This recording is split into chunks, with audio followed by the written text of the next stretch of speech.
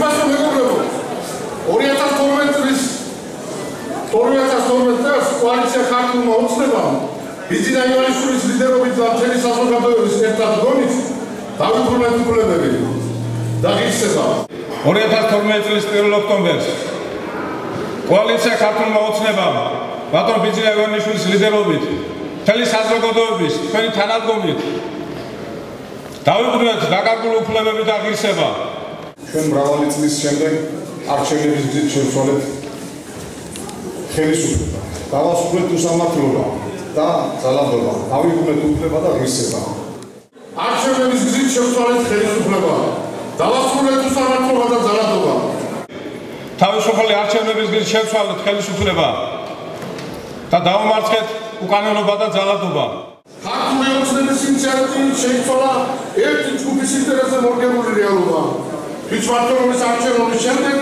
ჩვენ საკუთარ კუთხის მართვას თავად შევძლებთ. დღეს ქართული ოცნების ინიციატივით შეიცვალა ერთი ჯგუფის ინტერესებზე მორგებული რეალობა და თვითმმართველობის არჩევნების შემდეგ მოსახლეობას მართლაც შეიძლება საკუთარ რაიონის კუთხის თავად მართვა. კონკრეტული სოფლის, თემის, რაიონის, ქალაქის, მუნიციპალიტეტის პრობლემის მოგვარება ყველაზე უკეთ ადგილზე შეიძლება. წინა ხელისუფლების მიერ შეგრებულად დაწესებული საკანონმდებლო შეთანხმებების გამო ამის რეალური შეკრება შესაძლებლობა დღემდე არ არსებობდა. კონკრეტული რაიონის ქალაქის მუნიციპალიტეტის პრობლემების ადგილზე მოგვარება ამის რეალური შესაძლებლობა დღემდე არ არსებობდა.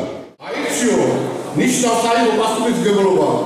წლევანდელი თვითმმართველობის არჩევნები უპრეცედენტოა საქართველოს.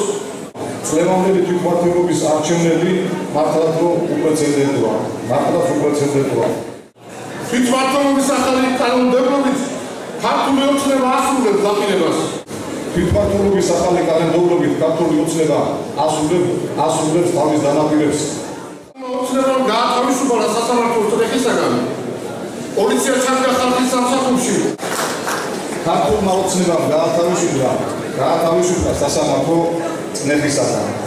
პოლიცია მოგეხსენებათ ხალხის სამსახურშია და ხალხისთვის შრომობს და ათენებს რამეს.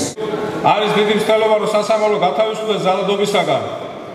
პოლიცია აპოლიტიკური გახდა. ადამიანები ღია და უშიშრად გამოხატავენ საკუთარ მოსაზრებებს. არავინ აკონტროლებს ბიზნესს.